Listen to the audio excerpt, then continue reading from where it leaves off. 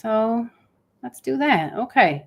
Yes, you are live. All right. Well, Salima, everyone. Hopefully you can hear me. I'm actually early. I scheduled this for 5 minutes from now, and by some miracle, I'm actually here on time. So congratulations to me and to anybody who is taking the time to watch this, which you are appreciated. All right, so what are we going to look at today? We have the sun, as you can see, is here. And let me pull some of this out. We don't need all of this. What do we want? Do we want shapes? Yeah, let's take the shapes here. I like the shapes of the constellations and whatnot. So today, the moon is almost conjunct here with the sun, and that gives us the new moon, if you were not aware. Hopefully you are aware. If not, don't feel bad. Some people don't know which direction the sun rises in. I wish I was joking, but that's actually a really big problem. It rises in the east. It sets in the west. Sometimes northeast, northwest, depending on where you live. Anyways, happy new moon, everyone. I hope that this is your best new moon, and I hope that all of the most wonderful things in life happen to you. And hopefully this is the time when they're about to happen to you. But as you can see, the new moon is not in Pisces, despite what you have been told. It's right here in Aquarius. Now, this, even though technically we do have some overlap between the fish of Pisces and Aquarius, this was Enki. And let me change the picture real quick so you can kind of get an idea of what I'm talking about in case we want to bring it to living color over here. This figure right here, as you can see, is Enki, and he is the god of the fertile waters. That may or may not have been, they were definitely up here in the square of Pegasus or the field, as we can also see this. Excuse me. But we also, he was also the god of the freshwater abyss that was also potentially under the ground. They didn't really think the earth was flat. That's kind of a misconception. But anyways, as you can see in the older picture, where his watery fish stuff actually show up could be over here, could overlap into Pisces. So as you can see in this image too, he's got these cute little fish that are swimming in here. That's because fish were also his sacred animals. And there's a fish down here. Lots of fish to do with Enki. So it's not strange that the fish of Pisces would have some overlap in meaning. Let's do the modern. Yes, the modern. Okay, so these are the current placements of these constellations. They may have been different, as you could tell from that earlier image I was just showing you. So that's why I personally don't get super hung up on the border between the constellations. If you want to do that, that's up to you. I just don't, okay? So either way, this is happening. The new moon is happening in Aquarius. That makes this entire month, the lunar month, it's going to bring this Enki energy to everyone's lives. Now, this is going to relate to technology, refined art, communication, teaching, academic pursuits, all of the refined things in civilization that kind of separate us from our animal brothers and sisters or plant brothers and sisters. You know, stuff that only people do. Some of the things that only people do kind of suck a little bit, but for the most part, you know, we're innovators and we build things. Hopefully that's what we're doing. So this is very much a month of communication and innovation, teaching, as I said. It is not, and what did somebody say yesterday? We were reacting to some of those astrology videos, Nikki and I. Somebody said it was at like 9 degrees of Pisces. It is 100% not anywhere near Pisces. Just if you don't believe me, go out. Well, you can't see it actually because of the sun. But if you don't believe where any of these planets are placed, go out and look at them. Hopefully you're able to go out and see some of these planets that are not, again, when they're talking about this planetary alignment, they're not lined up like this. They're lined up like this. Okay, then in the big band in the sky, okay, along the zodiac. So hopefully you can see some of that. And if you do that, you will notice that these planets are not anywhere near the constellations that the tropical astrologers are telling you they are at. We watched that one video yesterday. She said it was Starbucks astrology, and it kind of is. I can definitely see that. While you're just, you know, sipping your latte, your mocha choco latte or whatever, and scrolling through TikTok or something, it's probably telling you all of the craziest placements of these planets. All right. So some of the other things that are going on this month, we do, of course, have Venus here in Pisces. Venus is very soft and loving and awesome in Pisces. I really think, and I tried to communicate this some months back, or some weeks back anyways, that this may be a time of peacemaking the world over. Let's hope that it is. It seems like that could be something that's on the table, but Venus's placement here is definitely going to help our cause, everybody's cause. We also have Saturn right smack between the, hi Friar. I know I was early. I was definitely early. Right between both of these constellations. Again, it probably doesn't matter too much, but Saturn is our societal planet. It gives us it gives us an idea of what society is going through as a whole.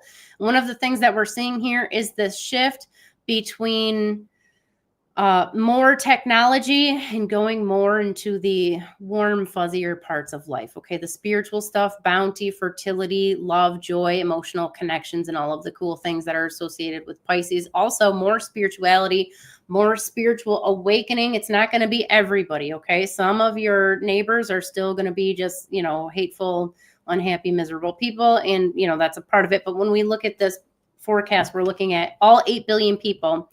So there's definitely going to be some people who fall through the cracks here. But for the most part, society overall is getting some of this. In this month, we're getting a nice mixture of both, while Mercury happens to be in here. Now, Mercury is a very cognitive planet, but it's also very creative. It wants to eat the information and process that and turn it into something useful, but sometimes not. Sometimes just eat the information. A strong Mercury in your chart can make you very curious and wanting to learn and never stop learning, but not necessarily do something with it. It really depends on how it's placed. But this month, Mercury and Saturn allow everybody to actually do something with this information. Saturn's a doer. It's a risk taker. It's going to go out and it's going to crush whatever it's trying to achieve. So this is great for everybody this month. And if you're unfamiliar with what we're doing here, this is a lunar return, and it creates an energetic echo that reverberates throughout the entire month. This is also very close to Neptune. Let me pull them up here. Hello, Neptune. Yes. So as you can see, we have these three just crammed in here in this tight little space. Now, where Mercury is very much eating the information, Neptune is very similar to Enki or Aquarius, where it's basically taking that information and it's doing something with it. Okay. It's communicating it. It's sharing it. Sometimes it's actually creating a work of art or a new technology. Neptune's entire transit through here, which is a long ways. And I've talked about this in recent videos, and I'll probably talk about it again in some detail here in the coming days and months and years, most likely. But this is shifting the focus of all of our innovation, which was much more technical here in Aquarius, and it's making it much more fluid. It's allowing us to have more connection with each other. And so this also plays in to this Mercury and Saturn. Okay, so this month, especially if you have a career in one of the fields that I'm alluding to, you are more likely to learn on a deeper level, have some things actually connect the dots and things are just clicking for you. And you're much more likely to be able to share those things in a artistic or creative way. So hopefully you're doing some networking, you're communicating with people. Don't isolate yourself. This is not the time for that, especially this month. We want everybody to be making connections, and not with like serial killers or something on Facebook, but just generally, finding some new people. It's time, to get out there and branch out and have some good, intelligent conversations with our fellow human beings, right? And as this progresses, we're going to build these emotional bonds, which we see with Mars's placement still over here in Gemini. Now, again, how this stuff affects you as an individual, it's hard to say without looking at your individual natal chart. But generally speaking, Mars in Gemini is a very sensitive placement, and it especially intensifies the intimacy, for better or worse, with your close connections. And that's going to be, it could be family members, friends, coworkers. It's really hard to say, but it's these deeper emotional relationships you have with people. So this, again, this does make this a very sensitive month, but in a way that allows us to learn from each other and to share our knowledge and wisdom and all of those good things. Jupiter is also still hanging out here over by Aldebaran, and this is just awesome for anybody in a creative field, and generally gets people interested in learning about new things. Hopefully they're learning about good positive things that are making their lives better and not just going down the rabbit hole of misery, which some people tend to do. All right, let me pull up a different chart real quick. Let's see here. Did I lose it? No, I have to push the button. There we go. Pushing some buttons. Good. Another button. One more. And, oh, it's still not there. Yeah, this is the right one. What am I talking about? Okay, here we go. What's my orb on here? Let me see. What do I got? Tools. What do I want? Brain. It's late here, you guys. It's like 10:20 at night. And my brain's a little fried, so you'll have to bear with me as I navigate this program that I look at literally every single day.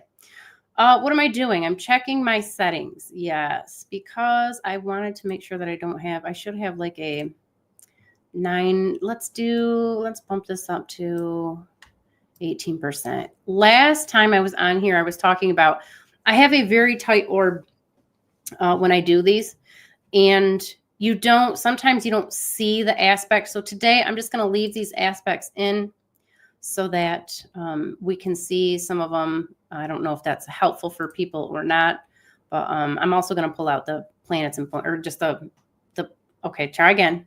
I'm just going to keep the planets in here. That's what we're doing. Yes. All right. Do we have the moon in here? No, we do not. Select planets, moon. This program I'm using is Janus. It's great. I've been using it for, oh my God, I don't even know how many years now. Frick, I don't know, like 12, 15, somewhere in that range. And it's great. I have tried other programs.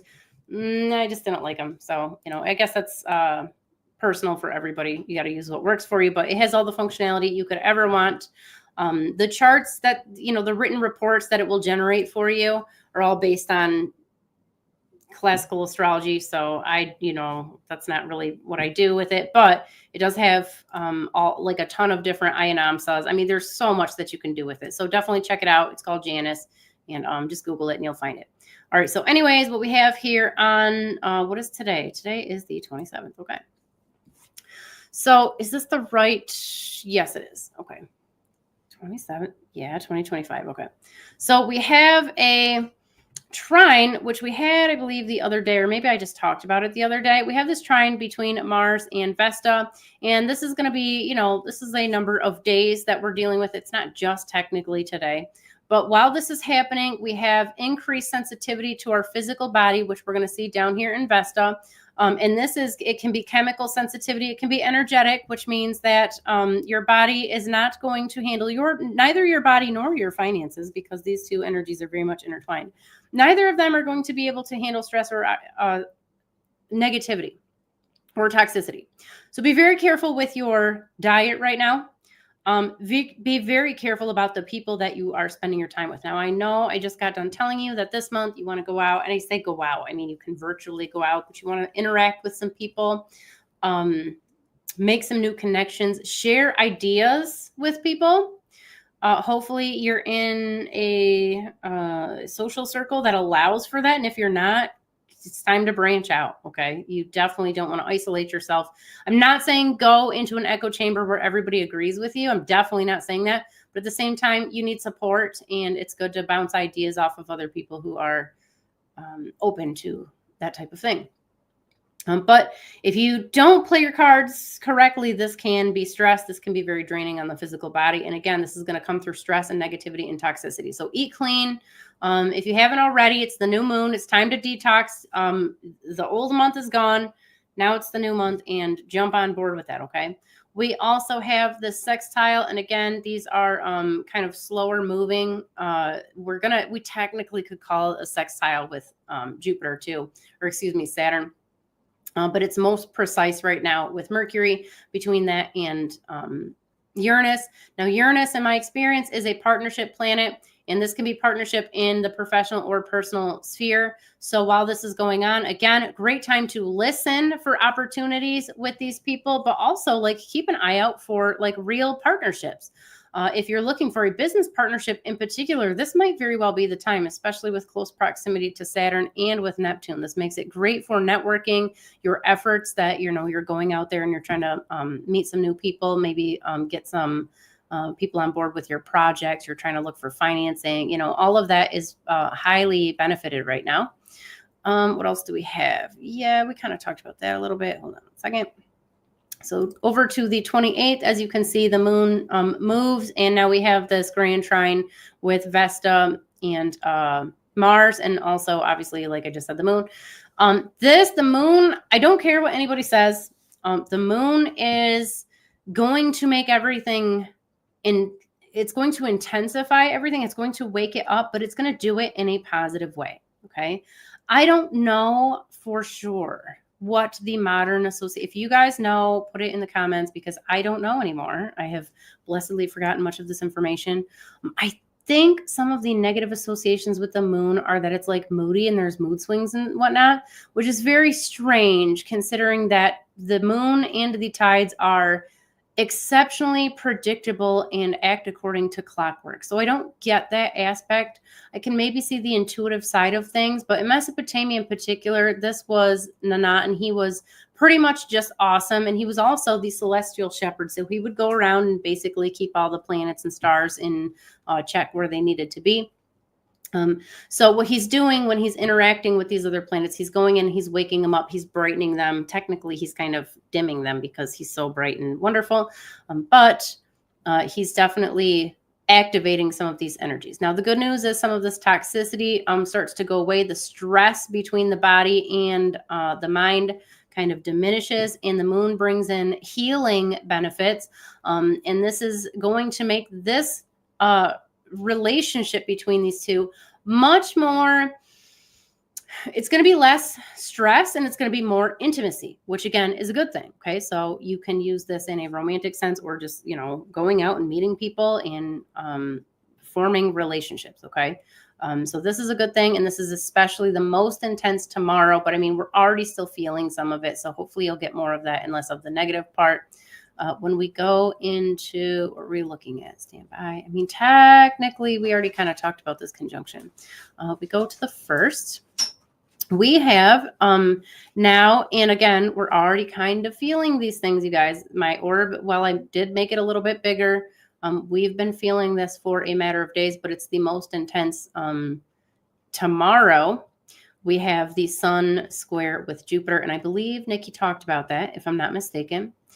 This squares are like going to the gym. You need to go. Well, you don't have to go to the gym, but you do have to get regular exercise or periodic exercise, right? Which is not always easy for everybody, but there is an immediate payoff, even if it feels like your muscles are just really sore. I did split squats the other day for the first time in a number of months, and I was suffering severely in the glutes, we'll say. So, but still good. Definitely do it. But what this is going to do, it's going to put you in a position where like, do I make this change? I don't know. Like, what am I supposed to do right now? I feel like I'm supposed to make the change. But part of me is like, I'm hesitating. Maybe this is a bad decision. Am I going to burn some bridges? You have to face this stuff. Okay. Everybody has to face it, but this is bringing our need for change to the forefront, and we have to confront it. So sit down with yourself, sit down with your people or your body, your deities, whoever it is that you need to handle this business with, and just get it out of the way.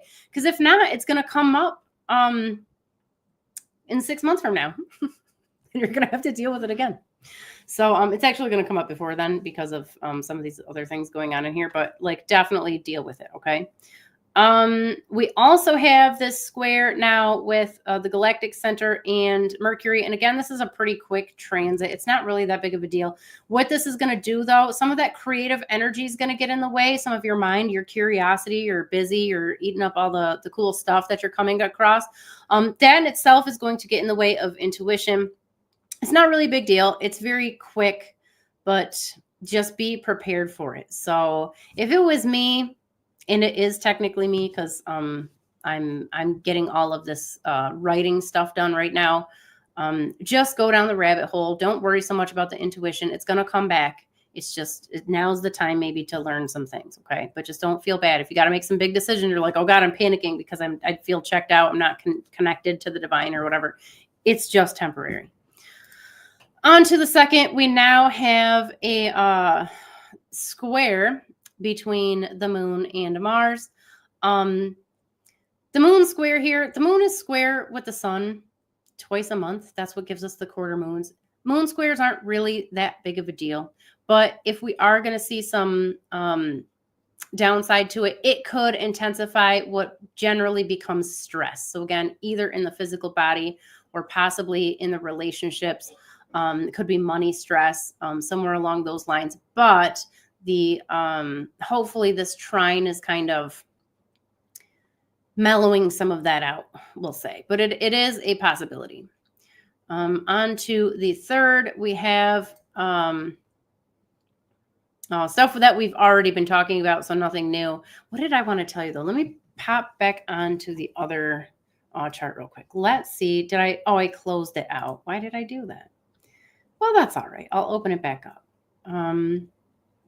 Yes, download at stellarium.org. It's telling me right now as I'm bringing this up. And I look blurry. Why do I look blurry? Hold on, you guys. Let me see. Blurry, less blurry. No, I'm still very blurry. I don't know what's happening. Okay, hold on. Stand by. Good. Where are we at? And buttons again. Yes, pushing the buttons. Present. Share the image. Good. Share the image. Okay, where are we at here? Sun. That's the one that we're looking for. This program is it has a smidgen difficult learning curve right in the beginning, but you get the hang of it real quick, and it's definitely worth all of your eye bleedage that you may experience initially. Okay, so gonna pop up to what day are we looking at? Let's look at the moon's transits real quick. Let's go until, what do we want to do? The third. It's probably what I want to do. All right, so on to the 27th. Wait, oh, you're moving too fast for me, Moon. You got to slow down, buddy. Slow down, buddy. But also move, yes, okay. So again, 27th. Now this is, I have this on here for Egyptian Standard Time right now, so you have to do the math, but it's basically it's today, later tonight, everybody's time. And then, as I said, the moon is moving through. It's waking these things up. It's intensifying the energies. Right here, when we get this conjunction with Saturn, and we're already feeling it, you guys, while the moon's even remotely in the same place in the sky, you're going to be getting these things. But it is the most intense right here on the 28th, again, 10 p.m. Egyptian Standard Time, so probably a little bit earlier in the day for you guys over on the West Coast. This is great for anything that you're doing in your body or your life in general, but especially in the career, okay? Or any societal work. If you're a volunteer, you're building houses in some remote village in some country. I mean, good on you. You're a saint. But this would be a good time for that too. If you have to make big business decisions, this is probably also a good time, especially since it's right after the new moon. You're getting all of that momentum with you energetically. On to the first, we get the conjunction with Mercury. And that is right in the same spot. So as this is going through this whole area over here, we're getting all of the Mercury connection. And then it is the most intense with the conjunction with Venus on to the second. This is a great time for meeting with loved ones and basically getting all of your warm, fuzzy feelings. Yeah, it did. Okay, so Fryer said your resolution might have dropped slightly, but not down to Minecraft levels. Well, that's good. Sometimes it does look pixelated, and I don't know why. And I don't know why people are so in love with Minecraft with all the pixelation. Alice loves it. She's really into that. So I don't know. What's going on? So into the in the third, we're going to start moving into Aries. You guys, Aries is the most raw, creative portion of the sky. It is not refined artistry, okay? This is not Picasso. This is not Michelangelo. This is the forest, the spark that, starts the forest fire. Now, forest fires on the surface are bad, right? No, we want to minimize our forest fires, but understand that the ash that comes out of the forest fire is in itself very good for fertilizing the future little baby trees that are going to pop right up in that area. Okay. So it is creativity. Sometimes it's destructive. It just really depends on what's going on. But we're going to get most of this, looks like on the 4th, again, Egyptian Standard Time. I should probably just change the time zones. Do I want to? No, I'm going to make you guys do the math. So congratulations on the math. And then into, it's looking like we're going to get our Uranus. I'm thinking it's right there. Hold on. Stand by. Yep, it's conjunct with Uranus on the 5th, right there, first thing in the morning. So maybe still on the 4th for you guys on the East Coast. But it's right here between the Pleiades and Uranus. Now, Uranus is a partnership planet. I don't care what anybody tells you. I double dog dare you to show me and demonstrate with any type of regularity where Uranus is, just destroying things and generally being a jerk. That's all based on what was going on in the earth, predominantly in the Western culture at the time when Uranus was discovered. This is sarcastic air quotations, because who knows when it was actually discovered, right? And they just took those things and they superimposed them onto the planet and they said, okay, this is what it means. And of course, they took the mythology of the god Uranus, which wasn't all great. It was hit or miss. They kind of plastered it on there. But I'm telling you right now, Uranus is awesome. Okay, it is a partnership planet. Now, if you have issues in your partnerships, you're in toxic relationships, yeah, then it's going to suck. But it has nothing to do with the planet. It has to do with your toxic relationship. So we can't blame the planet for that, right? But then as we get the conjunction with the Pleiades here, which we're already having it on the 5th, this is kind of like a Mars conjunction. The good news is the moon's swinging in here and it's keeping the, what they call it, the space scat. It's keeping the star scat from hitting the celestial fan, right? So it's going in there and it's suppressing some of maybe the Pleiades' more aggressive tendencies. And then on to the 6th, we go in here and now we have the conjunction with Aldebaran and Jupiter. And if you're in a creative field, you write, you paint, you make music, any of those things. I don't know about you guys. All I know for sure is that this placement, and it for sure happens every month, it's like out of control, okay? It's just nonstop writing and creative work, and it's like you're just in the zone and you can't escape. Hopefully you get some of that because it's cool. It's a good place to be. My rats are not happy with me, though. My rats, I've been getting this course ready for this chakra course that we're getting ready to record over the next couple of weekends. And I normally take my rats out and play with them during the day. And they have been like, I just been too busy, Minnie Mouse runs around my keyboard and she is out of control. She'll run around everything. She jumps on my keyboard while I'm writing. Like it's a whole thing. So yeah, so they will be happy when this is all over for me, but I will probably be writing like a lunatic right during this period. I don't know what you'll be doing. I hope it's something creative and I hope it's something fun. Okay, so I am starving, so I'm going to jump off here in a second, but next time I jump on, when I go through these, if it's a shorter run, like today, I was only on here for half an hour or something. I'm going to start going through in the second half of these videos, the single person live streams that I'm doing, not the Wednesday live streams, but the ones that I'm just the Astrology Today ones. I rewrote the Sumerian language course and I redid my website like a year or so ago. And so I'm reposting those lessons and I broke them up. They're much, much shorter. They're tiny little bite size. They were way too complicated, I think, before. So I'm going to just throw some of those in here, maybe an extra 10, maybe 15, 20 minutes max at the end of these videos. So next time I jump on, that's going to be the plan. If you guys have questions or things that you want me to cover in any of these upcoming videos, you just got to let me know. And I will do my best to make that happen. But happy new moon again. I don't know what you guys got planned. I don't know what we have planned. We do the, what Alice, my daughter, calls puja party. where we do puja and have prasad, and we usually try to do something fun to celebrate Lord Nana's birthday. But I don't know what you guys are doing, but I hope it's cool, and I hope you have fun, and I'm wishing you the very best day and the best month ever. And